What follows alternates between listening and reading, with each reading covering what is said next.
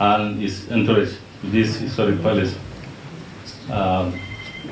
Will allow the campaign, the state coordinator of his campaign in the state, to introduce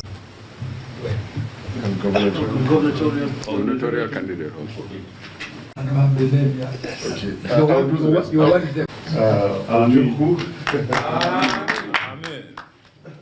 Alhaji Auji Mohammed, Margaret Obi,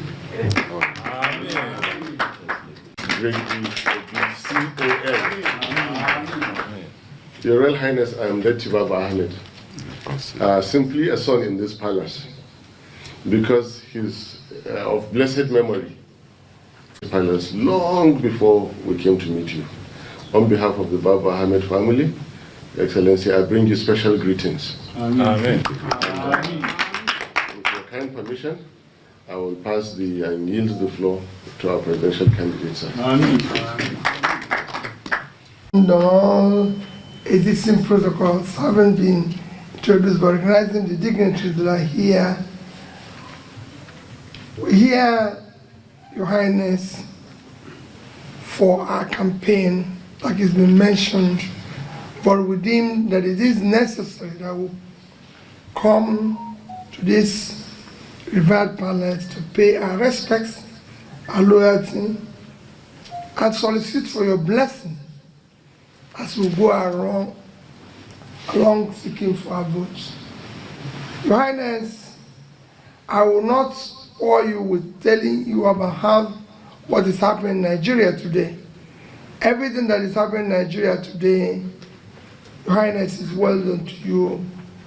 And I'm sure you're as worried as all of us are that this country is so blessed. When I was in the car coming to this revered palace, I was telling those who remain in the car, I said, look at the lovely mountains where people go to pay everywhere in the world to see. Look at the flood plains. These are what people are going to pay in Kenya and everything to see the Western way. Your Highness, Nigeria is collapsing. And it's doing so fast that we have now created 133 million people living in poverty. And Taraba is not an exception. It is happening here where you have millions of people who don't know where the next meal will come from. And that is what I and Baba Ahmed wants to reverse before it collapses finally. We want to reverse that situation where our children, young people in their productive age, are doing nothing except criminality. Where we all live in fear. Nobody can drive from here down to Abuja. When you leave, people will just be praying that you get there. When you're coming back, it's the same thing. And we can't go on. The reason simply is cumulative effect of leadership failure over the years that have refused to invest in the people in Nigeria. Rather, we have a criminal situation where people are stealing our money, and we must reverse it. So we have offered ourselves to first secure and unite Nigeria and make it productive, because today it is not productive. It is not working today. That is why a huge country of this size cannot feed itself, despite the fact that God gave us vast, fertile land. We can't feed ourselves. That is why a state like Taraba that can feed Nigeria is not doing so. Taraba, Your Highness, is 54.4 thousand square kilometers of land. So Taraba is bigger than Belgium and Israel put together. 54.4 million. No, square kilometers. Oh, okay, yes. The land space. It is bigger than Belgium and Israel put together. Both of them combined Belgium is 30.9 thousand square kilometers, and Israel is 21.1. They are 53,000 square kilometers. Taraba is 54.4. Yet, we cannot feed ourselves. Taraba is on the plain of Mambila. So you can cultivate flour here. Kenya did export of over 500 million flowers last year. You can cultivate coffee here. Ethiopia did 1.1 billion export of coffee. You can cultivate tea here. Poor countries like Sierra Leone did 1.4 billion in tea last year. And I can go on and tell you what can be produced in Taraba. But we have the vast land of Taraba all cultivated, and that is how Nigeria is. The entire Nigeria is all cultivated because we are sharing money. All we do is to go to Abuja. Taraba as a state can generate 10 to 20 times what it gets from revenue sharing in Abuja. And all we need to do is to invest money in them. All we need is to do those programs we are doing to pull people out of poverty by coming to do it in Taraba. Your Royal Highness, I'm happy that people are here taking what I'm saying. We have said we are not going to govern from Abuja. We will go to each state, invest in those states, see people. We will bring stakeholders like you to be in charge as we put the youths and women of Taraba out of poverty, as we put families out of poverty. All you hear in Nigeria is programs about agriculture, programs about poverty, programs. You hear them in TV. Nobody have ever seen it. And people are getting poorer every day. That's what we want to reverse. We want our children to be in school. We want to subsidize health. We want to stop by fighting criminality. Our farmers will go back to farm. We'll stop those who are stealing our oil. We will ensure that we stop the criminal subsidy of fuel and subsidize education and health. Because that's how Nigeria will develop. We'll educate our people, and we will do what it takes to put people out of poverty by first feeding ourselves. India used to ration food. Today India feeds itself, and there are 1.4 billion people living on a 3.2 million square kilometers of land. So we have more land to cultivate than India, and we can't feed ourselves.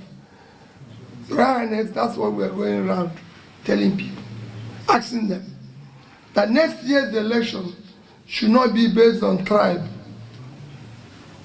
Let nobody come and say, I'm from here, I'm from here. No region, no side in Nigeria buys bread cheaper. No tribe buys bread cheaper. No tribe where there's no unemployment, no tribe where there's no hunger. Every tribe is going through hunger. Taraba, Kanu, Anambra, Oyo, everybody suffering the same thing. Next year's election should not be about religion. No religion in Nigeria buys bread cheaper. Everybody in Nigeria is hungry. Every tribe is going through the same problem. So we don't want it to be a tribal thing. We don't want to be tribal. We don't want it to be about religion. Today, as I've said everywhere, Dubai is supposedly a Muslim country, but the Kali church in Dubai was built by Emir of Dubai. He donated the land, built the church. In England, the central mosque in England, the land was donated free of charge by the Queen. That land alone is worth over several million pounds. Here, we've turned religion into another thing. We don't want it to continue. We want next year's election to be based on character we can trust. We want characters we can trust. Your Highness, everybody can go and verify about me, about Dati Ahmed, our background, whether we're involved with issues of corruption or anything. It is very easy. The verification is very easy. I was governor of a state for 8 years, and I've challenged anybody, go there and show me where their money is missing. And it's on record that when I left there, I was not owing salary, pension, gratuity, or owing any supplier or contractor that executed this thing. And I say it every day. And I challenge one contractor to say, I'm being owed. I challenge any citizen to say, I was owed with my pension or gratuity. And above all, that I left $150 million and 30 billion naira in the bank the day I left. Until today, Anambra State has not bought me a bottle of water because I have no gratuity, no pension, no severance, or any allowance, which is not what it is in every other state.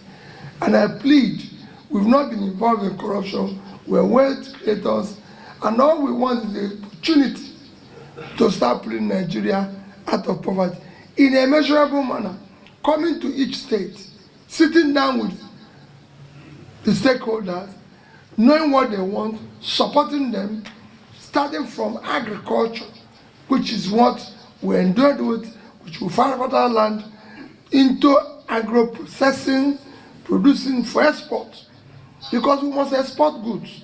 The reason why we don't have currency, our currency is weak today, as I conclude, is because we're not exporting anything. Your exchange rate is a function of your reserve. And what drives your reserve is export. If you're not exporting anything, you have no reserve. A huge country like Nigeria, with 220 million people, living on 923,000 square kilometers, our total export last year is 18.9 trillion, which is barely at official rate, $47 billion. A country like Vietnam, that is 100 million people, half of our population, living on 331,000 square kilometers. They live on a third of our land. Half of our population, the total export last year is over $300 billion. So we have room to do more. And we will do more. And that is what we're clamoring. That's what we're telling people. I want to see a Taraba state that is prospering. I want to see a Taraba state where these mountains are not just mountains, but tourist sites where people are visiting them, as they're doing in Kenya. All these young boys here who are running around will become tour guides for those who are coming for tourism. They will become security for those who are coming for tourism. I went to Kenya, I saw it. Young people were planting flowers, are being paid $100, they're enjoying. The rest are tourists, the rest are drivers. That is what should be happening in Taraba. That is what will make it work. Not what we are doing today, where they just wait to go and get a share of statutory allocation in Abuja, come here without doing anything, because it is difficult to sustain the state. That money cannot sustain the state. You need to earn much more, and that is what we want to do.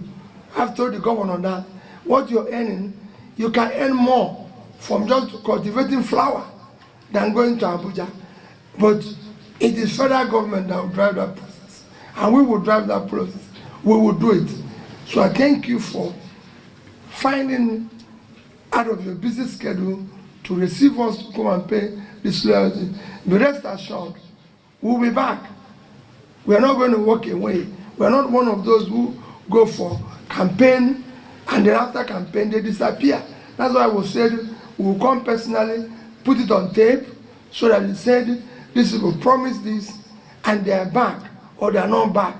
We must change our politics to become where citizens can trust their leaders. Today there's a disconnect. The people don't trust their leaders because all they do is tell lies, say things they will not do. We want to change it. It must be the other way around, where citizens can begin to build trust. Nigerians will be proud to be called Nigerians. We want to restore the dignity of our green passport globally and everywhere. Your Majesty, thank you, and may God continue to bless you. My son, his running mate, Dr. Ahmed Dokti, my beautiful daughter, his wife. I could not but look at her twice and be proud that that is a good wife for a future president. My daughters that are here, apart from the beauty, I'm encouraged by the number in your team. It means we have hope. If this government comes, we are going to have a voice for the women. It is my pleasure to receive you, and it is my pleasure to be part of Nigeria. The presidential candidate has scratched the back a little, but as a father, I will put the line straight. The first issue before us as Nigerians is to turn leadership into science. The meaning of science is the search for truth, and the search for truth to be aimed at creating the best for humanity, and in fact for all the animals. So in leadership, we as emirs in our training, the leader is an average sensible man holding the torch, looking at the best route, looking for the best route, and making sure he follows the best route correctly and encourages all the nation to follow the route that is good and correct. So the first thing in leadership is the clarity of purpose, honesty of purpose. Whoever seeks to be a leader should aim at his heart to be the best Nigerian, to serve Nigeria in the best of his ability, as we say always when we swear.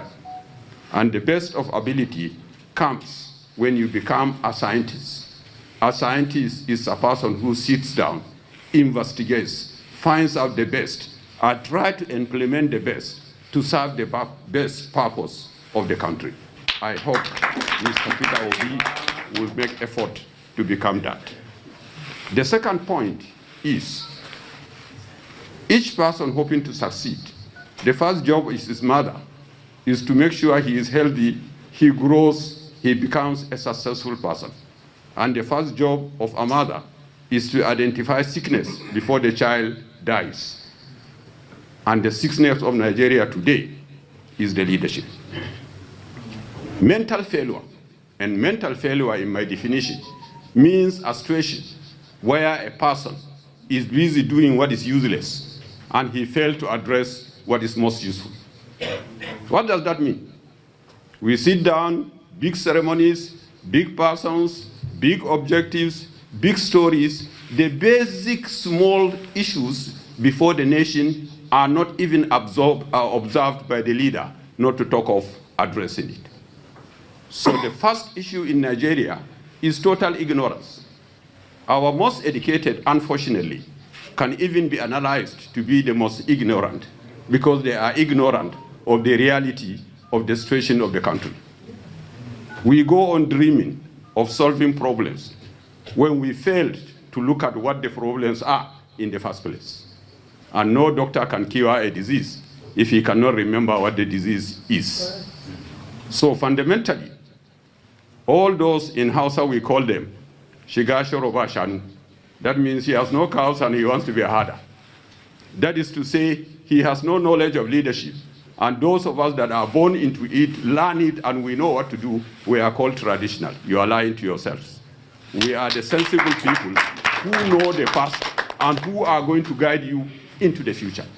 So I will list one by one. The first problem of this country is that we have no skill of any type. There is no field that we have excelled in the skill. Starting from basic, if you want to make a needle today, nobody here will tell me where do I start. As a Nigeria of 200 million people, we don't have one engine we can call our own. One engine drives pumps, one engine drives generators, one engine drives our windmills. Whatever we need today comes from engine or the electric motor. I want Mr. Peter Obi to commit to us that he will wake up and say, what is the correct engine for Nigeria?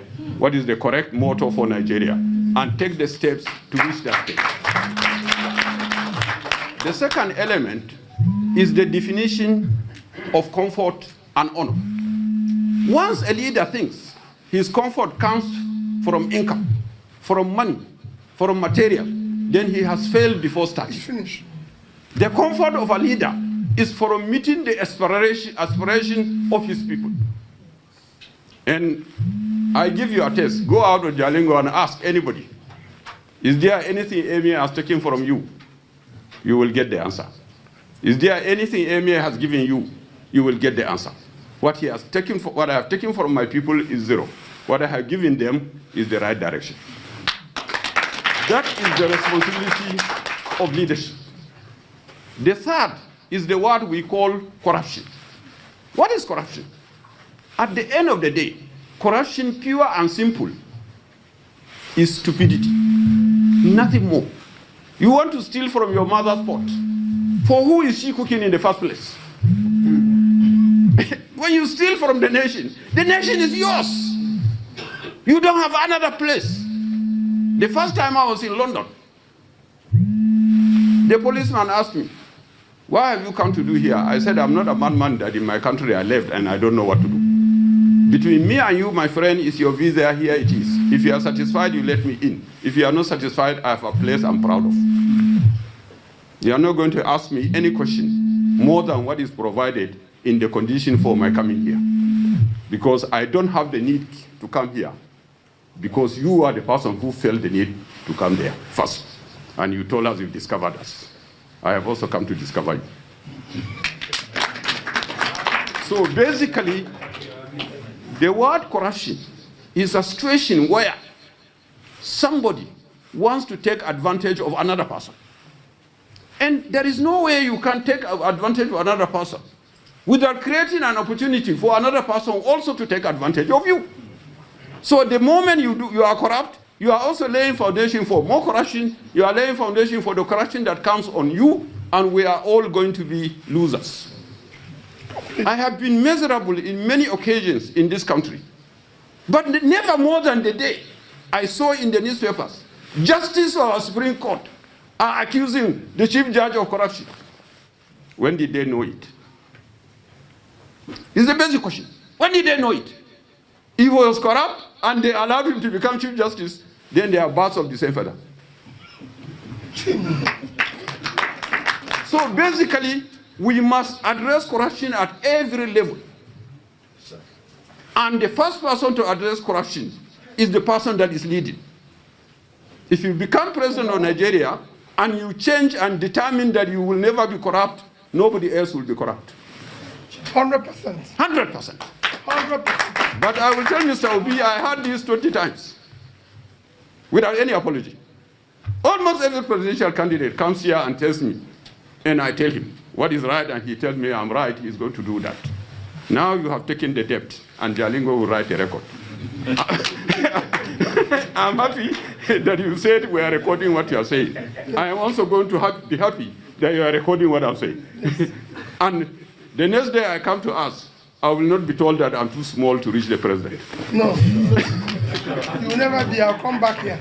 So, I want to tell all Nigerians that we have a country to be proud of. All we need is to accept the truth. The truth is nobody is going to wipe our tears except our effort and commitment. We must all be committed to do the best. We must be committed to keep Nigeria one. We must be committed to ensure the progress of Nigeria. And Nigeria can only progress through our skills, effort, and earnest achievement. We should stop compensating people for contributing to the destruction of the country. Completely. Completely. Until and unless we do that, we are all going to be doomed. And I pray we never will be.